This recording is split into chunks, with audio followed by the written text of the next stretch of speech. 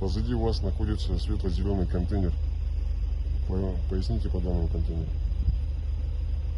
Там находится водка. Открывайте.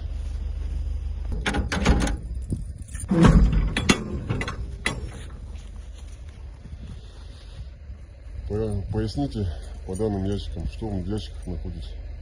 В ящике находится водка. Она маркирована надлежащим образом в соответствии с законодательством Российской Федерации, либо нет? У меня сомнения. С какой целью приобретали водку? На продажу. Сколько ящиков здесь находится? Ориентировочно штук 700 может быть.